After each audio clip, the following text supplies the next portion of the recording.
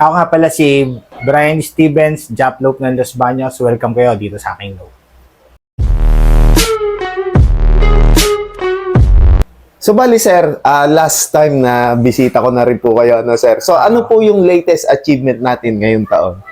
Noong last year, itong 2025 North Race, first overall tayo sa Ulpa, Ayun. Young Bird, Old Bird category. Tapos solo superset winner.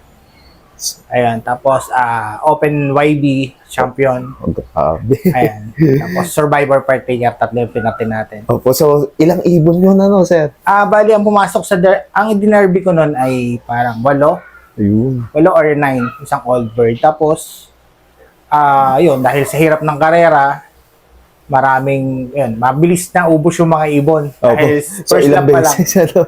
first lap pa lang, ubusan na kasi nga puro smash. Opo. Sinuwerte naman tayo at tayo solo complete lacking. Solo complete clacking din po ano po sir? Grabe ang husay. So bali, sir, pwede nyo po ba kaming i-loft tour sa inyong loft? Pwede naman. Ayun. Okay. So bali ito sir, ano naman pong section itong mga to? Ito yung mga stock ko na cup. Stock up. Yung mga stock cup ko. Tapos yung napanlaro kong yung summer. So ito yung mga hen na stock natin. Grabe, dami. So bale ito sir, dati yung flyers ano? Itong pliers loop namin. Pliers loop ko. Kaya ito yung mga panlaro natin ngayong summer. So bale dito po nakalagay sir. Yan din nag-champion. Dito rin po nag-champion yung ano po ano. So bale ito yung loop extension na sir. Ito yung pinarenovate nating kulungan. Yun, so bale ito na yung ano, loop Ayan. extension ni sir. Grabe, ang ganda oh. Ayan, papatukin natin yung ating mga north.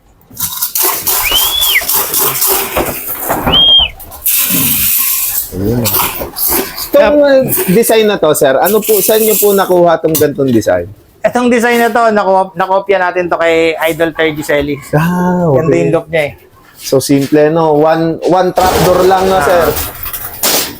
Yan. Gandang ano yan sir?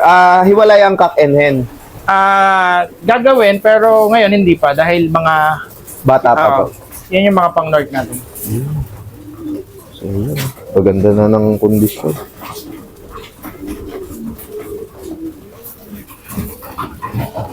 Bale, ito yung waiting Eto. area ni sir. Grabe, ang ganda oh. Napakataas. So bale ito, overview ng ng Laguna Lake. So napakagandang marking ng ibon. Ayan oh. Tapos Bundok Banahaw, then ito Burol, then Makiling. Sir, dito, hindi naman po kayo nadidisgrasyahan ng ibon pagka halimbawa po, Nandidisgrasyahan tayo gawa nitong high tension. high tension po talaga. Oo, tumatama yan lalo yung mga bagong palipad natin ng mga young bird. White young bird. Yun.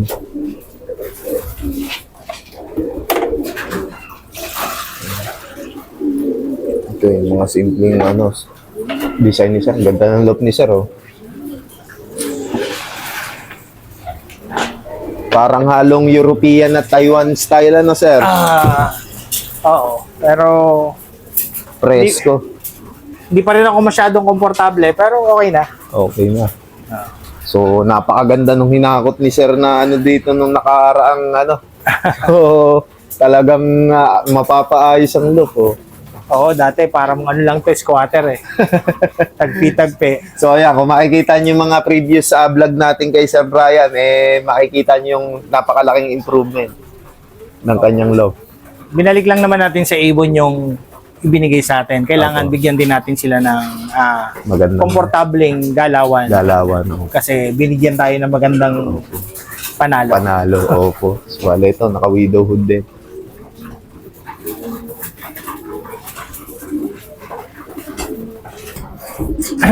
Sir, bali ito, ano pong section bali itong to? Ito yung breeding area ko. Grabe. So bali VIP breeding po kayo, sir? Hindi naman. Talagang dito lang ako nagbe-breed. Ito talaga, normal. Ayan. So sir, ano po yung mga gamit niyo po ngayon na bloodlines? Bloodlines, nagkaroon lang tayo ng bago yung sablon na galing kay Sir John Bitita. Ayun. Ayun, galing daw yun kay Sir J. Cassett. J. Kassen po. Yun lang. Tapos yung mga guhit na po talaga, ano po? Guhit, tapos yung Morris Gordon natin, yung Morris linyada namin ni paring Gilbert. Ayun. Bali, ito nga, kinuha ko yung pinakalolo. Ayun.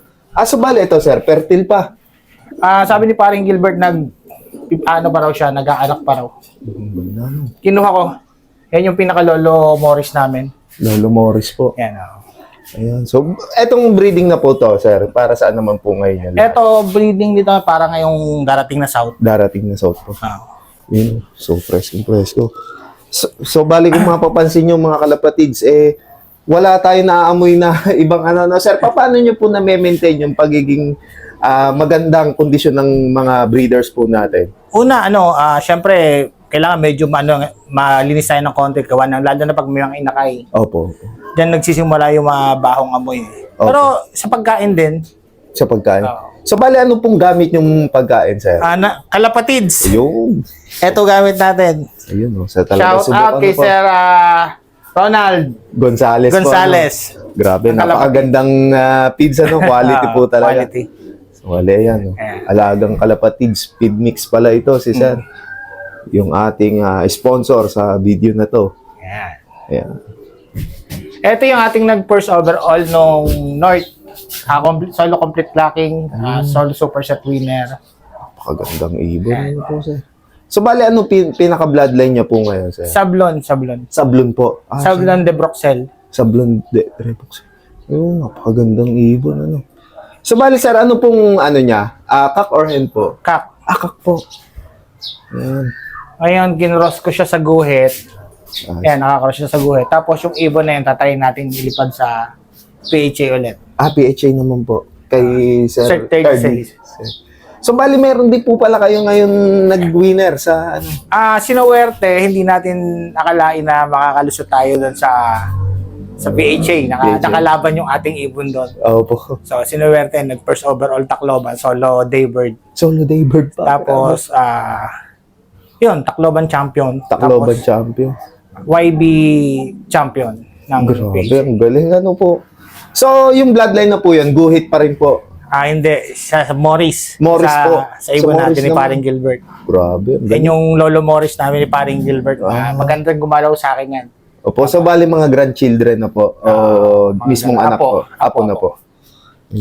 Bali, ang tatay naman ay Tacloban finisher din. Tacloban Film. Tapos ang nanay ng Tacloban din. So bali subuknat po talaga pag tawidan, ano, sir? So, sir, ano po yung mga, karakteristik ng Morris Gordon pagka inilalaban nyo po? Sa akin kasi, nung unang nilaro ko yan, mayroon lang siyang puro dulo. Hindi ko siya napapaklak ng mga first lap, Bukana, second lap, sa bukana. Pero pagdating sa duluhan, Talagang bumibira po. umuwi. Ay, ano yun, sir? Kahit bigyan nyo siya ng motivation na kapares, hindi Pero nitong na-improve ko naman, napapaklak na din. Ayun. So, bali, ilang years nyo na pong gamit yung bloodline na po ito? Matagal na yung Morris siguro nasa mga more than 8 years na. 8. Grabe. Bali, ito pala yung producer ng Lolo yan, si Lolo. ng mga ibon ni Sir lalo sa long distance.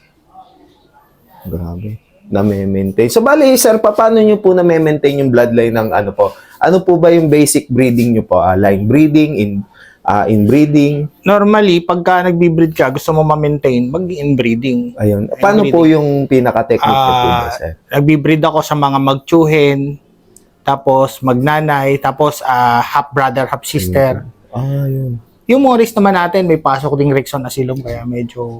Ano po, mga Vandenbroek po? Hindi ko alam basta... So bali Rexon na silong lang po. Ayun. So bali, yun, sir, pagka nag-inbreed po kayo mother to son, o kaya father to daughter, naglilipad po ba kayo o for stock lang? May minsan naglilipad din tayo. Ayun. So para sinusubukan pa rin po. Pero ang kalimitan ko talagang ginagamit, half brother, half sister, yun talaga mga panlipad. Panlipad po. Pagka binalik ko siya sa lolo or tatay, normally, i-stock na yun. Opo. So bali sa years of experience nyo, sir, ano po yung mas madalas nyo pong maging winner o kaya Mas successful po, kumbaga, Sa half brother tsaka half sister. half brothers. Andun ako sa linya din. Sa crossbreeding, sir, nagko-cross din po kayo. Ngayon lang ako magko-crossbreed. Lahat ng ibon ko ngayon, binapasok ko na sa guhit line. Sa guhit po talaga, sa signature talaga na, sir. Ayun. Yan, tulad yan, yung mga bago nating linyada, pinasok na natin yan sa guhit. Ayun. So sa guhit line din, ganun din po ang technique nyo sa pagbibreed po. Sa guhit line, ang ginawa ko talaga, hindi ako halos naghiwalay eh. Minsan magtsuhen, magtsahen, gano'n. Ayun. Natira naman eh. Natira nga po. Umuwi. So, Dumudulo. since unang paglilipad nyo po, talagang guhit na po Oo, talaga. Sir. siya yung una siya yung nagpakilala. Magandang Opo. naging, So, sa years of experience, sir, ano po yung mga naging karakteristik naman ng mga guhit nyo po? sa guhit line, wala akong pagka sila nililipad ko, north and south, hindi ako ninervyos wala akong, Wala ka ba? Kumbaga ano po? sa sitwasyon ng nililipad nila, pwede silang ilaban sa north and south. Ayun. So, ano sila, sir? Mula Bukana hanggang dulo, Oo. may medyo speed po aasahan. talaga. Ayun. Kaya lang noon, yung mga time na yun, pag-smash na, yun, doon sila hirap. Ayun. So, kabaligtaran naman po ni Morris Gordon. Si Morris, ganun din naman. Kaya lang siguro, nasa pag-aalaga na rin natin. Ay, Swerte. sa bagay sa kondisyon. Hindi natin masasabi. Sa luck po din talaga. Ito nga, unexpected. Hindi ko na, yung champion natin, hindi ko naasahan na uuwi pa yan eh. Ayun. Kasi apari lap, ano na yan eh, Grabe. 7.5 feathers na lang siya eh. Ganun. flight So, bali, feathers niya. ubos na rin po ang pakpak Oo, na. nagbunot siya. Kasi dati kasi nagpo-force molting. Opo, opo. Bubunot tayo ng pakpak kasi nga gusto nating dumating yung punto na paglilipad Maka-advance natin, kumbaga, no, sir? hindi sila sira. Kumbaga kompleto pakpak, wala tayong pagsisisihan. Opo, opo. Kumbaga, walang reason, ano po. Wala Totoo, tayong opo. na para sabihin natin dahil kulang ang pakpak. Opo. Nangyari dito, alam ko siya na hindi siya abutin ng lugon, na hindi na magbabagsak yung pakpak. Magbabagsak yung pakpak niya, pero bumagsak pa rin yung pakpak niya eh. Ayun. So, bali na ano pa rin siya, lumaglag pa rin, ano po, sir?